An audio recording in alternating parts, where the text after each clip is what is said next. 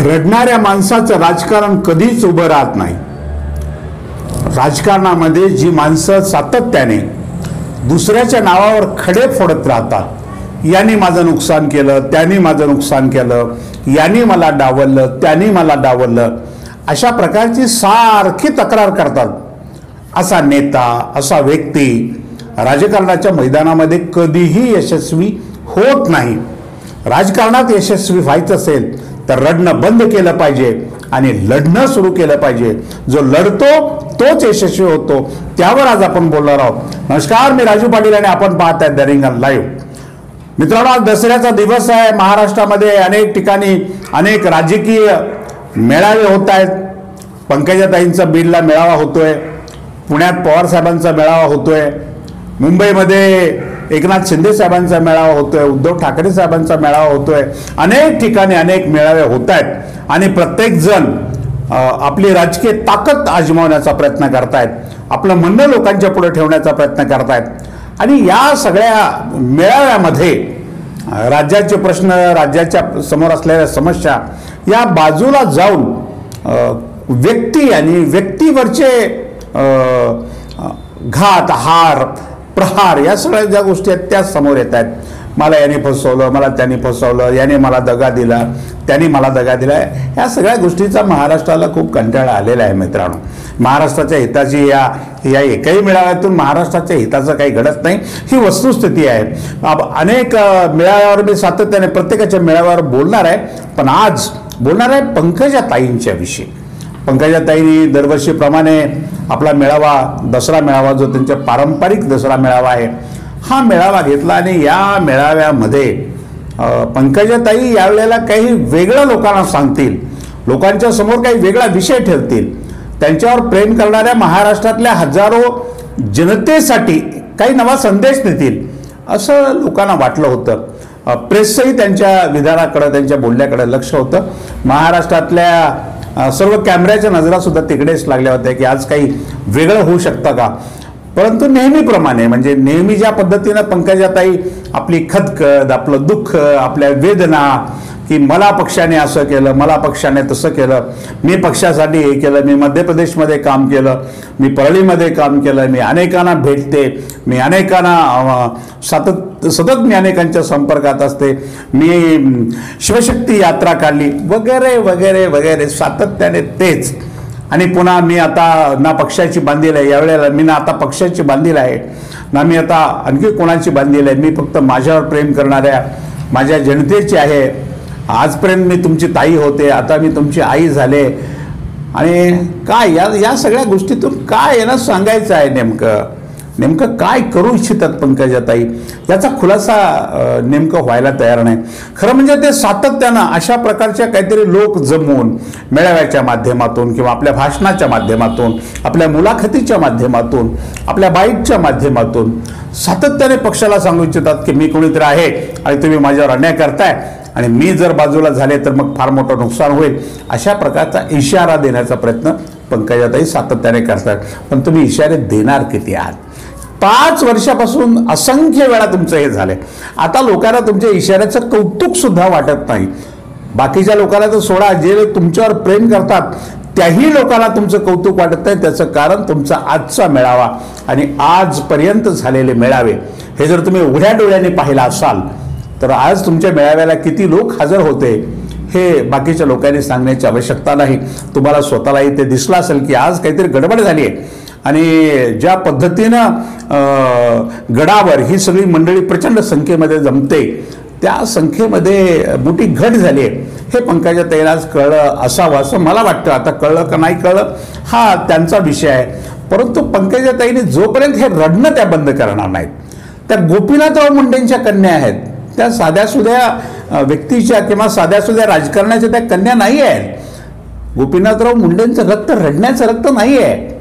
गोपीनाथराव मुंडेंची पिढी अशी रडणारी पिढी असेल यावर विश्वास सुद्धा कोण ठेवणार नाही. पण पंकजाताई ज्या पद्धतीनं सध्या त्यांचं रडगाणं त्यांचं सुरू आहे, त्या रडगाण्याहून महाराष्ट्राला असं वाटतं की लढण्याची हिंमत पंकजाताई हरवून बसलेल्या आहे. आता त्यांच्यामध्ये लढण्यासाठी जी त्यांच्या मनगटामध्ये धग आणि धमक असायला पाहिजे, ती धग आणि धमक त्यांच्या धमन्यामध्ये उरली नाही असं आता महाराष्ट्रातल्या जनतेला वाटायला लागले. त्यांच्यावर त्यांचा समाज जो आहे पूर्णपणे वंजारा समाज प्रचंड प्रेम करतो. त्या प्रेमाचं कोणत्या शब्दात कौतुक करावं असा प्रश्न संपूर्ण महाराष्ट्रात उभा राहील. त्यांच्यावर त्यांच्या कारखान्यावर जेव्हा संकट आलं तेव्हा सगळ्या समाजातल्या लोकांनी 11 कोटी रुपयाचे चेक पंकजाताईंना त्यांच्या हातामध्ये दिले की आम्ही तुमच्यावर आलेली जी 19 कोटी 20 कोटी रुपयाची नोटीस आहे या नोटीसीचे पैसे आम्ही समाजाच्या माध्यमातून जमा करून तुम्हाला देऊ. आम्ही तुमच्या पाठीशी आहोत. गोपीनाथराव मुंडे साहेबांचे संपूर्ण महाराष्ट्रावर तर आहेच आहेत, परंतु वंजारा समाजावर खास करून प्रचंड मोठे गोपीनाथरावजींचे उपकार आहेत आणि या उपकाराची परतफेड करण्यासाठी वंजारा समाजातला प्रत्येक कार्यकर्ता प्रत्येक नागरिक सज्ज आहे. परंतु पंकजाताई मात्र अत्यंत लेचपेचं धोरण ठेवून म्हणजे पंकजाताईंना अजून दिशाच सापडत नाहीये. ते आज काही निर्णय घेतील, उद्या काही निर्णय घेतील, काही महत्त्वाचा निर्णय घेऊन ते पुढे जातील असं अनेकदा वाटलं. परंतु ते दर महिन्याला, दर 15 दिवसाला, दर 2 महिन्याला आपल्या भूमिकेमध्ये सातत्याने ते बदल करतानाच्या दिसत आहेत. त्यांना जर पक्षात भारतीय जनता पार्टीतच राहायचं असेल तर भारतीय जनता पार्टीचा एक निष्ठावान विनम्र कार्यकर्ता म्हणूनही त्या राहायला तयार नाहीत. एकीकडे जर त्या तशा असत्या तर त्यांनी मी पक्षासाठी अमुक केलं तमुक केलं हे सांगण्याची वेळ त्यांच्यावर आली नसते किंवा माझ्यावर अन्याय झाला ही सांगण्याची वेळही त्यांच्यावर आली नसती. त्यांच्या भाषणातून असं कळतं किंवा त्यांच्या भाषणातून असं संपूर्ण लोकांना या गोष्टीची जाणीव होते की कोणाच्या ते दिशेने म्हणजे खास करून देवेंद्र फडणवीसांच्या दिशेने आणि भारतीय जनता पार्टीच्या शीर्ष नेत्यांच्या दिशेने त्यांचे हे सगळे संवाद आणि संवादाचे फेकाफेक सुरू होते की हे चालणार नाही, मी खपवून घेणार नाही, मी आता भविष्यामध्ये मी या जनतेचे आहे, हे जे निर्णय घेतील तोच मी निर्णय घेईन वगैरे वगैरे गोष्टी सातत्याने त्या बोलतायत. परंतु त्यांच्या बोलण्यामध्ये जो दम असायला पाहिजे तो दम अलीकडे दिसत नाही. कुठल्या दबावाखाली त्या आहेत, त्या कशाला नेमक्या भीत आहेत, कुठल्या गोष्टीचं त्यांना दडपण आहे, त्यांच्यामध्ये पक्षातून बाहेर पडून वेगळा पक्ष स्थापन करण्याची हिंमत नाही का, एखाद्या दुसऱ्या पक्षात जाऊन पुन्हा आपलं नेतृत्व सिद्ध करण्याची त्यांच्यामध्ये हिंमत नाही का, असे असंख्य प्रश्न आता उभे राहत आहेत. आणि या सगळ्या प्रश्नामध्ये किंवा या सगळ्या प्रश्नामधून पंकजाताईंकडे बघण्याचा महाराष्ट्राचा जो दृष्टिकोन होता की एका लढवय्या पित्याची लढवय्या कन्या असा जो दृष्टिकोन महाराष्ट्राचा होता हा दृष्टिकोनही आता पूर्णपणे बदलत चाललेला आहे. एक गोष्ट तर पक्की आहे की देवेंद्र फडणवीस महाराष्ट्राच्या राजकारणामध्ये आहेत तोपर्यंत पंकजाताईला कुठल्याही किमतीमध्ये ते विधान भवनाची पायरी चढू देणार नाही. ते तर अगदी सत्य आहे. ना आमदारकी ना मंत्रीपद. हां, त्यांना केंद्राच्या राजकारणात जायचं असेल तर देवेंद्र फडणवीसांचा हिरवा कंदीलच आहे. ते म्हणतात की तुम्ही बीड लोकसभा लढवा म्हणजे प्रीतमला बाजूला करून प्रीतम मुंडेंना बाजूला करून पंकजाताईला बीडमध्ये लढवण्याचा पक्षाचा विचार आहे किंवा फडणवीसांचा विचार आहे. तसं पंकजाताईंनी आजच्या सभेमध्ये बोलवणे दाखवलं आहे आणि इशारा केला आहे की चालणार नाही वगैरे. हे असं हे किती वेळा ताई तुम्ही असं किती वेळा तुमचं दुःख तुमच्या वेदना सातत्याने त्याच समाजापुढे मांडतो. अहो, ज्या समाजाची दुःख तुम्ही सोडवायची आहेत, ज्या समाजाच्या वेदना तुम्ही थांबवायच्या आहेत, ज्या समाजावरच्या अन्यायासाठी तुम्ही झटायचं आहे त्या समाजापुढे गेल्या 5 वर्षापासून सातत्याने तुम्ही तुमचं दुःख तुमच्याच वेदना तुमच्याच भावना सातत्याने त्यांच्यासमोर मांडत आलेल्या आहेत. तेही आता कंटाळलेले आहेत. अनेक जण बोलून दाखवतात, अनेक जण भले ते जाहीरपणे बोलत नसतील पण ताई काही निर्णय घेत नाहीत आणि त्याचा आम्हाला प्रचंड मोठा त्रास होतोय. अशा प्रकारची भावना समाजातले त्यांच्यावर प्रेम करणारे हजारो कार्यकर्ते सातत्याने करत असतात. पंकजाताईच्या आजच्या मेळाव्याकडे बघताना पंकजाताईच्या लोकप्रियतेला ओहोटी लागलेली आहे असं जर मी म्हणालो तर ते चूक होणार नाही. जर त्याच्यामध्ये आणखीन काही वेगळी सूचना जर आली तर भविष्यात मी ती पण स्वीकारेन. पण आज मी जो मेळावा पाहिला त्या मेळाव्यातल्या लोकांची जी गर्दी आणि उपस्थिती पाहिली आणि यापूर्वीचे जे मेळावे मी पाहिले आणि त्याची गर्दी आणि उपस्थिती ती मी पाहिली, या दोन्ही मेळाव्याची आजपर्यंतच्या मेळाव्याची आणि आजच्या मेळाव्याची जर तुलना केली तर पंकजाताईच्या लोकप्रियतेला ग्रहण लागलंय का अशा प्रकारचा प्रश्न माझ्या मनामध्ये निर्माण झाला तर तो चुकीचा असू नये. आपण म्हणाल की ज्या पंकजाताईसाठी समाजातले लोक कोट्यावधी रुपये द्यायला तयार आहेत, ज्यांच्यासाठी त्यांचा कारखान्याचा जे काही 20 कोटी रुपये भरायचे आहेत ती रक्कम द्यायला तयार आहेत, आणि तुम्ही तर म्हणताय की लोकप्रियतेला ओहोटी कशी लागेल असा प्रश्न तुम्ही उपस्थित कराल कदाचित. परंतु पैसे देणारे लोक किंवा पैशासाठी चेक देणारे लोक त्याच समाजातले ते लोक वेगळे, परंतु सामान्य शेवटचा ज्याच्या हातामध्ये कोयता आहे, ज्याच्या हातामध्ये खुरपा आहे, ज्याच्या हातामध्ये कुदळ आहे, ज्याच्या हातामध्ये खोऱ्या आहे, असा जो शेवटचा घटक आहे, हा घटक आता पुन्हा पुन्हा पुन्हा पुन्हा ताईंचं हे रडणं ऐकण्यासाठी मेळाव्याला जमेल असं मला वाटत नाही.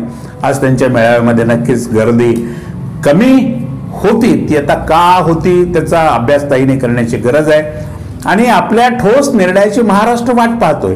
तुम्हाला जो घ्यायचा असेल तो निर्णय घ्या, पण काहीतरी ठोस निर्णय घ्या.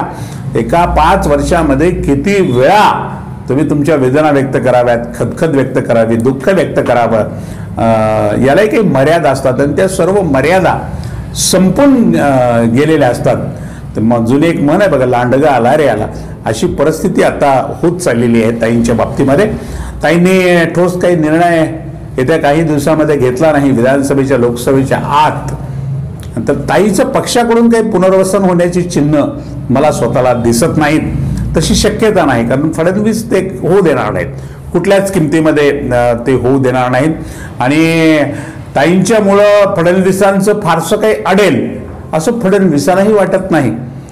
त्यामुळं तेही तिकडं मजबूत आहेत आणि ताईच्या इकडून इशाऱ्यावर इशारे चालूच आहेत. परंतु या इशाऱ्यामुळे भारतीय जनता पार्टीमध्ये काही फरक पडेल आणि लागलीच यांचा इशारा ऐकून भारतीय जनता पार्टी ताईंची काही व्यवस्था करेल असं मला स्वतःला वाटत नाही. पुढच्या मेळाव्यामध्ये हेच भाषण ऐकायला मिळणार आहे का मधल्या काळामध्ये काही वेगळं घडणार आहे ते आपण सर्वजण बघणार आहोत.